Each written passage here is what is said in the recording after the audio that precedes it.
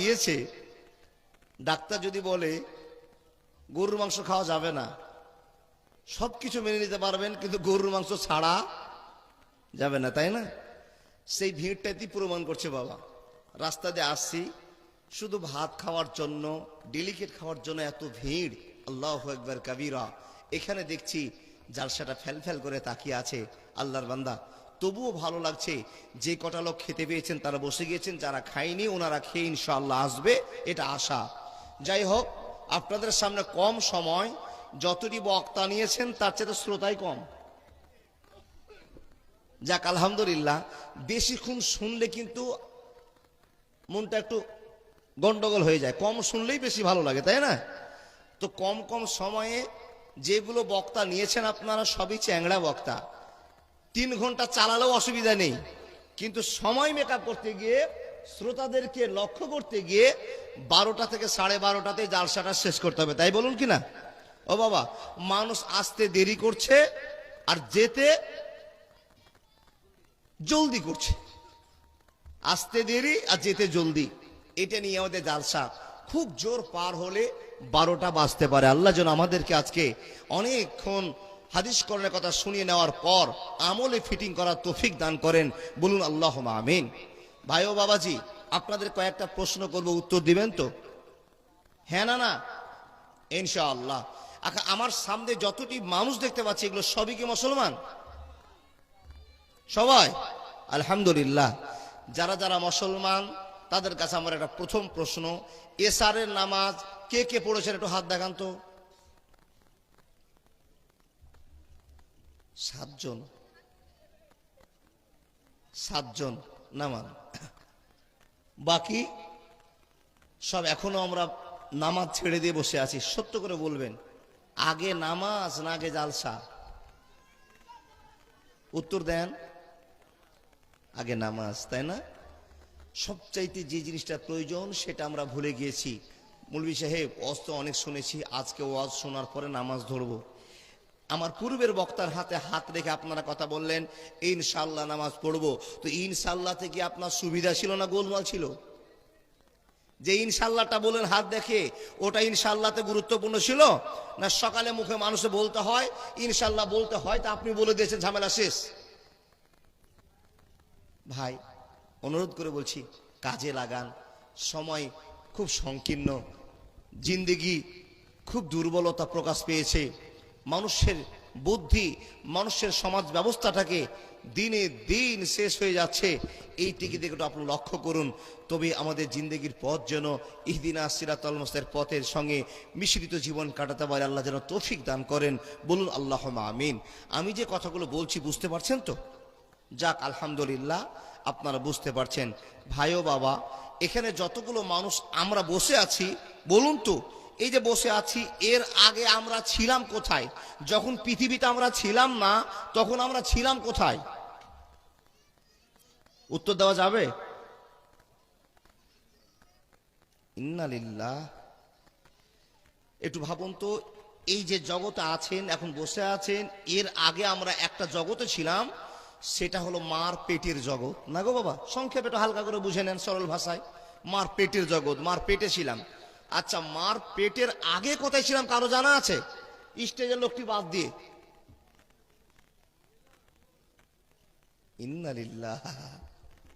মুসলমান দাবি করলেন, প্রশ্নের উত্তর দিতে পারছেন না। বন্ধু, কত মহব্বত আপনার আছে একটু পরে চেক করা হবে। সত্যি করে বলুন, আমরা আল্লাহকে ভালোবাসি না খারাপবাসি, এই প্রমাণ দেওয়ার জন্য তো এসছি। নিশ্চয়ই ভালোবাসি, তাই তো ছুটে পাগলের মতো পোয়ালে বসে বসে কোরআন হাদিসের কথা শোনার জন্য এসছি না বাবা? এটা আল্লাহর ভালোবাসা। কিন্তু আল্লাহকে খুশি করতে এখন আমরা পারিনি, যার জন্য পৃথিবীর সমস্যাতে আমরা জড়িয়ে গেছি। আল্লাহ, তুমি আমাদের সমস্যাগুলোকে মিটিয়ে দাও, বলুন আল্লাহুম্মা আমিন। আমরা মার পেটের আগে ছিলাম রুহু জগতে, এই কথা আপনি মেনে নেন। রুহু জগতে ছিলাম। রুহু জগতে যখন আমরা ছিলাম, একটাও মানুষ পৃথিবীতে কেউ ছিলাম না। সেই দিন সব মানুষগুলো যারা এসেছি, চলে গেছি, আসবো, এক কথায় রুহু জগতে হাজার হাজার কোটি কোটি মিলিয়ন ট্রিলিয়ন মানুষ জমা আছি। এমন সময় আল্লাহ আমাদেরকে প্রশ্ন করে বলছেন, এ মানুষেরা, আমি কি তোমাদের আল্লাহ নই? প্রশ্নটা দেখুন, আমি কি তোমাদের আল্লাহ নই? তখন আমরা সব মানুষগুলো এক বাক্যে বললাম কলু বালা, জি হ্যাঁ, আপনি আমাদের রব, আপনি আমাদের আল্লাহ। এই কথা যখন আমরা বললাম তখন আল্লাহর মনটা আবেগে খুশিতে ভরে গেল। আল্লাহ বলছেন, বান্দা তোমরা যখন আমাকে আল্লাহ বলে স্বীকার করেছো, আমি আল্লাহ তোমাদেরকে দুনিয়াতে নিয়ে গিয়ে আমার প্রতিনিধি বানার চেষ্টা করছি। আমাকে মেনে নেওয়ার চেষ্টা করার জন্য আমি তোমাদেরকে দুনিয়াতে নিয়ে যাচ্ছি। বন্ধু, দুটো মেশিন ফিট করলেন, দেখেন দেখেন দেখেন আমার দিকে তাকান, দুটো মেশিন ফিট করলেন। একটা মেশিনের নাম হলো বাবা, আর একটা মেশিনের নাম হলো কি গো? এ বাপ, সত্য করে বলুন তো, আপনার কথা বলবেন কিনা? যদি আপনাদের কোনো কথা জিজ্ঞেস করে উত্তর না পায়, তাহলে জানবো যে আপনারা আমার কথা বুঝতে পারছেন না। ভালো বক্তা এসে ওয়াজ মিলাতে পারবে না, শুধু একটু আপনাদের মুখের আওয়াজের অপেক্ষা করে আছি। বলুন না, দুটো মেশিন, একটা মেশিনের নাম বাবা আর একটা মেশিনের নাম মা। জি, এই আওয়াজটা শোনার জন্য আবেদন করছি বাপ। দুটো মেশিনকে ফিট করেছেন কেন? আমরা সবাই আল্লাহকে কথা দিলাম, আল্লাহ তুমি আমাদের রব, তুমি আমাদের আল্লাহ, তুমি আমাদের খালেক, তুমি আমাদের জাব্বার, তুমি আমাদের রাজ্জাক। সবকিছু মেনটেন করে আমরা বললাম কলু বালা, জি হ্যাঁ।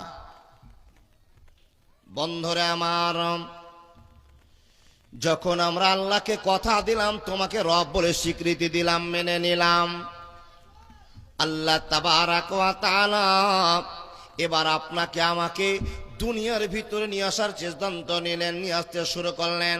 একটা মেশিনের নাম বাবা, একটা মেশিনের নাম হলো মা। দুটো মেশিনকে ফিট করার পর বাপের সম্পূর্ণ মহব্বতটা মার কাছে চলে গেল।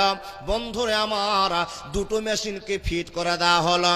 হে বন্ধু বল, এই দুটো মেশিন যখন চালু হয়ে গেল, আব্বার পষ্টদেশ থেকে, আল্লাহর বীর্যের ফোঁটা থেকে, পিঠের ভালোবাসা থেকে মার পেটে আমরা সবাই চলে গেলাম। যখন আব্বা মার সঙ্গে মিলন করলো বন্ধুরে, তখন আমরা 70,000 ভাই বোন, 50,000 ভাই বোন, 60,000 ভাই বোন একই সঙ্গে মার পেটে আমরা জমা হয়ে গেলাম। রে আল্লাহর বান্দা বান্দেরা, যখন মার পেটে জমা হয়ে গেলাম, তখন মার পেটে একটা ছোট্ট ঘর, যে ঘরটার নাম হলো বাচ্চা দানে। হে মানুষের দল, ওই বাচ্চা দানের ভিতরে আমরা সব ভাই বোনগুলো একত্রিত হয়ে গেলাম। ওখানে 30,000 ভাই ছিলাম, ওখানে 30,000 বোন ছিলাম। ভাই বোন এক জায়গাতে শুরু করলাম জিন্দেগি। বন্ধুরে, আল্লাহ তাবারাক ওয়া তাআলা বলছেন, হে মানুষের দল, আমি তোমাদের ভাই বোনদের ভিতরে মারামারি চালু করে দিলাম। শুরু হয়ে গেল মারামারি, মার পেটে মারামারি করতে করতে করতে করতে করতে করতে করতে করতে সব ভাই বোনগুলো তোমার শেষ হয়ে গেল। সবাই মেরে নিস্তেনাবোধ হয়ে গেল, সবাই ধূলিসাৎ হয়ে গেল। আমি আল্লাহ তোমাকে শক্তিমান করে দিলাম, তুমি এতগুলো ভাই বোনকে মেরে দিয়ে সবাইকে মার পেটে শেষ করে দিলে, একলাই তোমাকে আমি আল্লাহ বাঁচিয়ে নিলাম। বান্দারে, তুমি কি জানো না, তুমি কি বুঝে নেবে না, আমি আল্লাহ তোমাকে কত শক্তি দিলাম, কত ভালোবাসলাম, কত দয়া করলাম, কত মহব্বত করলাম। তোমার সম্পূর্ণ ভাই বোনকে পিছনে ফেলে দিয়ে আমি আল্লাহ তোমাকে সুন্দর একটা বক্তা বানালাম, তোমাকে মাস্টার বানালাম, তোমাকে জাব্বার সাত্তার খালেক বানালাম। হে বন্ধুরে আমার, আল্লাহ তাবারাক ওয়া তাআলা বলতে আরম্ভ করলেন, মানুষ রে, এত সুন্দর দামি মানুষ করে তোমাকে আমি দুনিয়াতে নিয়ে আসলাম। তুমি মানুষ হয়ে দুনিয়াতে চলে আসলে, একদিন পার হলো, 1 মাস পার হলো, 1 মাস পর 2 মাস হলো, 2 মাস পর 2 বছর, 3 বছর হলো। যখন তুমি হাঁটতে দৌড়তে চালু করলে, হে বান্দা সকল, তুমি কান খুলে শুনে নাও, যখন তুমি হাঁটতে বলতে শুরু করলে, তোমার জ্ঞান হয়ে গেল, তোমার এখন শক্তি হয়ে গিয়েছে, তুমি এখন কথা বলনেওয়ালা হয়েছো, তুমি এখন ইনকামের জন্য দৌড়তে আরম্ভ করেছো, শক্তি তোমার হয়েছে। হে বান্দা, তোমার কাছে আমার প্রশ্ন, যে ছেলেটা তোমাকে আমি এত কষ্ট করে দুনিয়াতে নিয়ে আসলাম, যখন তোমার শক্তি হয়ে গেল, তখন আমাকে বলে তুমি ভুলে গেলে, আমাকে মনে রাখতে পারলে না। বান্দারে, তোমার কাছে আমার প্রশ্ন, মা গর্রাকা বিরব্বিকাল কারীম, বান্দা বলো তো, তোমাকে আমার কাছ থেকে কোন জিনিসে দূরে নিয়ে চলে গেল। আপন মানুষ চেনা বড় দায় রে, আপন মানুষ বোঝা বড় দায়। চাইলে তারে যায় না বলা, বুকের ভিতর কষ্টের মেলা। আপন মানুষ সবচেয়ে বেশি আপনকে কাঁদায়, আপনকে কাঁদায়। আপন মানুষ চিনা বড় দায় রে, আপন মানুষ বোঝা বড় দায়। বাবুই পাখি ঘর বাঁধিলে হয় না ঘরে ঠায়, ঝড় বাদলে কাটায় রে সে ঘরের দরজায়। পারে না সে ছাড়তে মায়া, ছাড়ে না ঠিকানা। আমি হলাম পথের পথিক, সবই আমার জানা।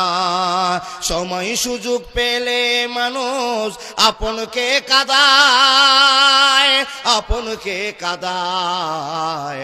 আপন মানুষ চিনা বড় দায় রে, আপন মানুষ বোঝা বড় দায়। একবার জোরে বলুন না সুবহানাল্লাহ। আমি যে কথাগুলো বলছি বুঝতে পারছেন গো বাপ? দেখুন আল্লাহ আপনাকে কত কষ্ট করে দুনিয়াতে নিয়ে আসলেন, আর নিয়ে আসার পর যেদিন আপনার বয়স 10 বছর, 11 বছর, 12 বছর, যেদিন দুনিয়াকে আপনি চিনতে শিখলেন, বুঝতে শিখলেন, সেই দিন বেনামাজি হয়ে নোংরা পথ রচনা করলেন। আল্লাহ প্রশ্ন করছেন, যখন তোমার কেউ ছিল না তখন ছিলাম আমি, এখন তোমার সব হয়েছে, পর হয়েছি আমি। ঠিক না ভুল? যখন কেউ ছিল না, আল্লাহ আব্বার কাছ থেকে মার কাছে, মার পেটে গিয়ে ভাই বোনেরা মারামারি করতে করতে আপনাকে আমাকে আল্লাহ চয়েস করেছেন, পছন্দ করেছেন, ভালোবেসেছেন। তাই হাজার হাজার ভাই বোনকে পিছনে ফেলে দিয়ে আপনি আপনার মার পেটে, আমি আমার মার পেটে বেঁচে থেকে আজকে বক্তা, আপনি হাফেজ, আপনি কারি, আপনি মাস্টার, আপনি ডাক্তার, আপনি ইঞ্জিনিয়ার, আপনি প্রফেসর, আপনি ছুতর, আপনি মেথর, বিভিন্ন কোয়ালিটিতে মানুষ আসলাম। আসার পরে কি করলাম ও বন্ধু? যেদিন শক্তি হাতে পেলাম সেদিন আল্লাহকে ভুলে গেলাম। আল্লাহ আপনাকে আমাকে প্রশ্ন করে বলছেন, মা গর্রাকা বিরব্বিকাল কারীম। বান্দা বলো, কোন জিনিসের জন্য তুমি আমাকে ভুলে গেলে? কে তোমাকে আমার কাছ থেকে দূরে সরিয়ে দিল? তোমার কাছে আমার প্রশ্ন, বান্দা তুমি বলো, আমার কাছ থেকে তোমাকে কে দূরে নিয়ে চলে গেল? তুমি বলো। ভাই বাবা, আল্লাহ আপনাকে প্রশ্ন করেছে, আপনার কাছে উত্তর চাইছেন। আল্লাহ বলছেন, বান্দা এত যে পরিশ্রম করে ভালোবেসে তোমাকে দুনিয়াতে নিয়ে আসলাম, আর হঠাৎ করে তুমি বেনামাজি হয়ে, তুমি চোর লম্পট গুন্ডা হয়ে দুনিয়াতে ঘুরছো, বলো তো কোন জিনিসের কারণে আমাকে তুমি ভুলে গেলে? আল্লাহ বলছেন, বান্দা ডানে বামে সামনে পিছনে যেখানেই যাও না কেন, সুম্মা ইলাইহি তুরজাউন, আমার কাছে ঘুরে ফিরে আসতে হবে। ইন্না ইলাইনা ইয়াবাহুম সুম্মা ইন্না আলাইনা হিসাবাহুম। যেদিন আসবে সেদিন কলুতে পিড়িয়ে গন্ডায় গন্ডায় করে হিসাব বের করে নিব। 60 বছর বয়স থেকে 10 বছর বয়স থেকে 60 বছর পর্যন্ত কি দুনিয়াতে কর্ম করেছো আমাকে হিসাব দাও। সেদিন আমি প্রশ্ন করব, রিহাই হবে না, হবে না, হবে না। আপনাকে বুঝায় আল্লাহর বান্দা। আল্লাহ বলছেন, ইয়া আইয়ুহাল ইনসান মা গর্রাকা রব্বিকাল বিরব্বিকাল কারীম। বান্দা তুমি, আমি তোমাকে প্রশ্ন করেছি, তুমি আমাকে উত্তর দাও, কোন জিনিসে আমার কাছ থেকে তোমাকে দূরে নিয়ে চলে গেল? দূরে তুমি চলে গেলে যার জন্য নামাজ পড়তে পারলে না, দান করতে পারলে না, আল্লাহকে ভালোবাসতে পারলে না, ইবাদত করতে পারলে না, রোজাকে ভুলে গেলে, মহব্বতের সঙ্গে জিন্দেগি না কাটিয়ে বেঈমানের পথ তুমি রচনা করেছো, কিসের জন্য তুমি বলো? আপনাকে প্রশ্ন করেছি, উত্তর আপনাদের কাছে আছে? দাদা বন্ধু, উত্তর আছে? দেখুন তো এই উত্তরটার সঙ্গে আপনার জীবন মিলে কিনা। ও দাদা বন্ধু, যারা দাঁড়িয়ে আছেন, হয় গেটটা ছেড়ে দেন, আর না হলে ভাত খেয়ে আবার কোন জায়গা দেখে বসে যান। সামনে অনেকটা জায়গা ফাঁকা আছে, এই জালসাতে বসলে আল্লাহ আপনার জীবনের গুনাহ মাফ করে দিবেন। দেখুন এমন একটা ওয়াজ করছি, আল্লাহ আপনাকে প্রশ্ন করেছে, বান্দা তুমি বলো তো আমাকে ভুলে গিয়েছো কিসের কারণে? উত্তর আমাদের কাছে সবার জানা। এই কমিটির লোক, এই বাম দিকের এখানে হই হাল্লা হচ্ছে, এই তো এদের দেখেন তো, এখানে একটু হই হাল্লা করলে এত খারাপ লাগছে গো বাপ। দেখুন এটা ইসলামী পরিবেশ, একটু মানার চেষ্টা করবেন। আবেদন আপনাদের কাছে, এটা ইসলামী পরিবেশ। আর আমরা মুসলমান, পৃথিবীতে যত ধর্ম আছে, জাতির মানুষ আছে, সবচেয়ে আমরা উন্নত জাতির মানুষ, তাই না গো বাবা? জি জি জি জি, থাক থাক থাক, ছেড়ে দেন, হয়ে গেছে। আচ্ছা আচ্ছা বলুন, আমি কোন ওয়াজ করছিলাম মনে আছে? আল্লাহ আপনাকে প্রশ্ন করেছে, তুমি কিসের কারণে আমাকে ভুলে গেছো বান্দা, বলো কোন সুখের জন্য? তা আপনি উত্তর দিবেন, আল্লাহ দুনিয়াতে যেই দিকে যাচ্ছি সেই দিকই আনন্দ। ঠিক না ভুল? যেই দিকে যাচ্ছি সেই দিকই আনন্দ, হাসি ঠাট্টা তামাশায় ভরে গেছে। ও আল্লাহ, টাকার উপরে টাকা, সুখের উপরে সুখ। মানুষের টাকা ছিল না, দুঃখ ছিল, এখন টাকা হয়ে গেছে, সব দুঃখ হারিয়ে গেছে। যখন মানুষের টাকা বেশি হয়ে যায় তখন অহংকারও। এরকম করে ওয়াজ করা যায় বা? ওদিকে মারামারি কোক, আমি পানি খাই।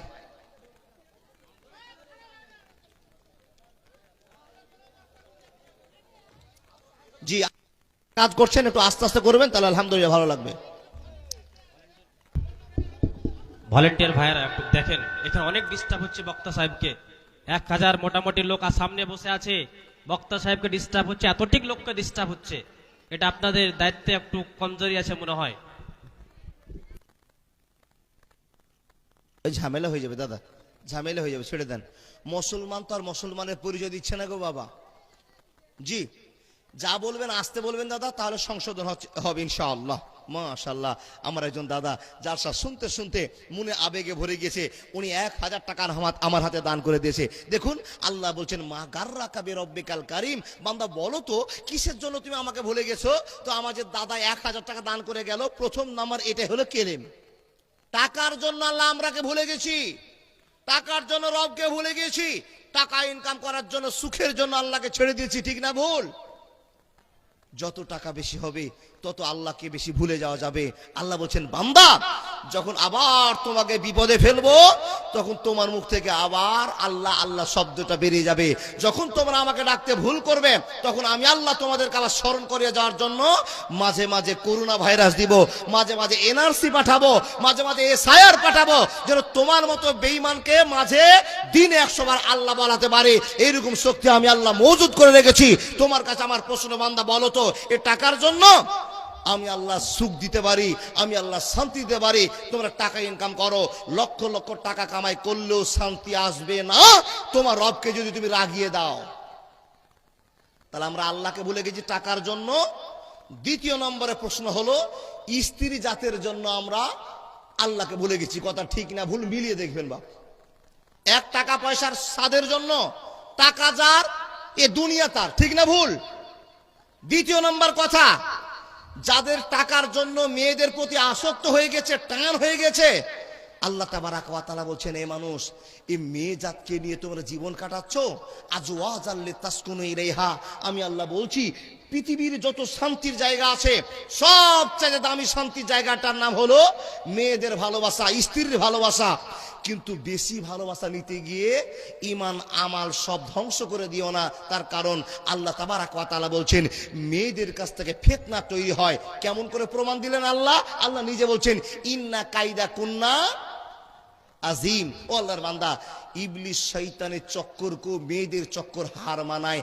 আল্লাহ নবী মুহাম্মদুর রাসূলুল্লাহ পড়ুন সাল্লাল্লাহু আলাইহি ওয়াসাল্লাম বলছেন, ফাত্তাকুদ দুনিয়া ওয়াত্তাকুন নিসা ফা ইন্না আওয়ালা ফিতনাতে বানি ইসরাঈলা কানাত ফিন নিসা।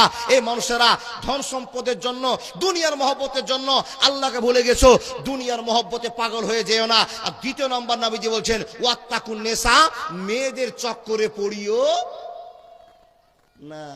কিন্তু আমরা যতটি পুরুষ বসে আছি সবাই মেয়ের চক্করে পড়ে আছি। সত্য করে বলবেন আল্লাহর বান্দা, চক্করটা কি? নবীজি বলছেন, মেয়েদের কাছ থেকে ফিতনা তৈরি হয়, অশান্তি ছড়িয়ে আসে। আল্লাহর বান্দা, ইবলিস শয়তান মেয়েদেরকে খুব কম সময়তে বুঝিয়ে অন্যায় করে নিতে পারে। মা বোন, আপনাকে খারাপ আমি বলছি না, রাগ করবেন না, শুধু বুঝাতে চেয়েছি, ইবলিস শয়তানকে বেশি খাটতে হয় না। একটা মেয়েকে দিয়ে গোটা সমাজকে ধ্বংস করতে পারে, যার নাম হলো ইবলিস। আর ইবলিসের জোড়া, ইবলিসের সঙ্গী নাম হলো মেয়ে জাত। মা বোন রাগ করিয়েন না, আপনাদের কাছ থেকে ফিতনা তৈরি হয়, আর এই ফিতনার জন্য গোটা পৃথিবীর পুরুষেরা কাবু হয়ে গেছে। ও আল্লাহর বান্দা, আপনি মনে মনে ভাবছেন স্ত্রীর সঙ্গে, বেটির সঙ্গে, মায়ের সঙ্গে, মেয়ে জাতের সঙ্গে কোনো সম্পর্ক রাখা যাবে না। এই ওয়াজ কিন্তু আমি আপনাকে বলিনি, ভুল ব্যাখ্যা নেবেন না।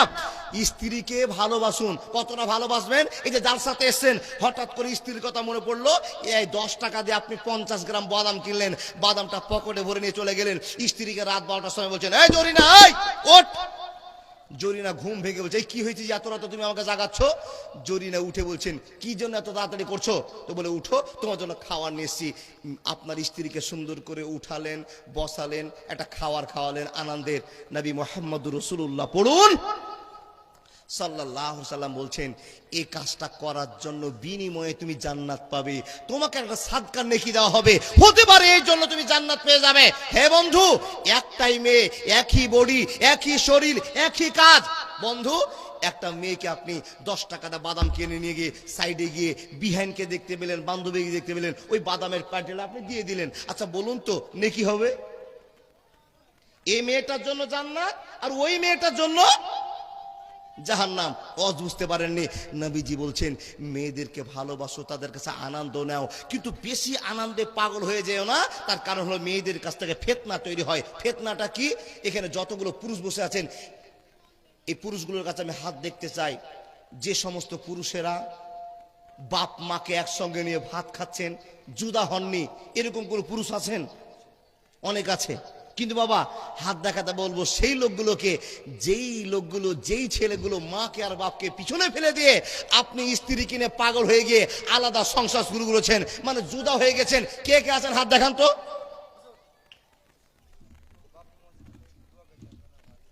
জি, বাবরি মসজিদের জন্য দোয়া চেয়েছে আমার ভাই 200 টাকা দিয়ে। জি, মুর্শিদাবাদ আপনার বাড়ি? ও, বাবরি মসজিদ, এই দেখেন, আস্তে আস্তে ভাই, আস্তে আস্তে। জি, বাবরি মসজিদের জন্য দোয়া চেয়েছে, আল্লাহ ওনার এই মনের কামনা বাসনাকে কবুল করে নিক, বলুন আল্লাহুম্মা আমিন। ভাই সকল, দেখুন, স্ত্রীকে ভালোবাসা দেখান, জীবনে লাভ আছে। আপনি ভালোবাসা চাইছেন, কিন্তু নবীজি বলছেন স্ত্রীর কাছ থেকে ফিতনা হয়। কি ফিতনা? বাপ মাকে কাঁদিয়ে দিয়ে আপনি জুদা হয়ে গেছেন। এখানে হাজার ছেলে আছে, হাজার ছেলে আছে। ও আল্লাহর বান্দা, প্রশ্ন আপনার কাছে আমি জানতে চাই, আপনি নিজে জুদা হয়েছেন না আপনার বাপ মাকে আপনাকে জুদা হয়েছে? নিশ্চয় আপনাকে বলতে হবে। আপনি বলে, মাওলানা সাহেব, আমারও কিছু আশা ছিল আর মা বাবা আমাদেরকে জুদা করে দিয়েছে। ভুল করবেন না। যেদিন আপনি জুদা হয়েছেন, আপনার বাপ আর মাকে আপনি চিনতে পারেননি। আপনার মা বাড়ির বাইরে গিয়ে চোখের পানি আল্লাহর কাছে ঝরে বলেছে, আল্লাহ, আমার 3টা ছেলে, সবাইকে এক জায়গাতে রেখে সংসার করতে চেয়েছিলাম, বড় আবেগ ছিল, আমার 3 ছেলে ইনকাম করবে আর মা বাবার হাতে টাকা এনে দিবে, আর মা বাবা আনন্দে খাবে আর খরচা করবে, বউ বেটিকে নিয়ে আনন্দ একটা পরিবেশ তৈরি করবে, তা আমি পারিনি। মা চোখের পানি ঝরঝর করে ছেড়ে আল্লাহর কাছে কেঁদেছে। প্রশ্ন আপনার কাছে, এর জন্য কিয়ামতের মাঠে আপনাকে জবাব দিতে হবে। আপনি কি কাজ করেছেন? স্ত্রী আপনাকে ভুল বসিয়ে দিয়েছে। ও রহিম, ও আব্দুল সাত্তার, তোমরা 3 ভাই, তুমি তো বেশি কামাই করো, আর তোমার 2 ভাই লেখাপড়া করছে, ওরা তো কামাই করে না, যত ইনকাম করছো তুমি করছো, আর তুমি তাদের জন্য জীবনটা শেষ করছো। অতএব তুমি জুদা হও, না তো আমি বাবার বাড়ি চললাম। স্ত্রীর কথা শুনে স্বামী চিন্তা করছে, আল্লাহ, এত সুন্দর বউ যদি চলে যায় বাপের বাড়ি, এরকম বউ তো আমি আর পাবো না। যার জন্য আপনি সিদ্ধান্ত নিলেন, আব্বা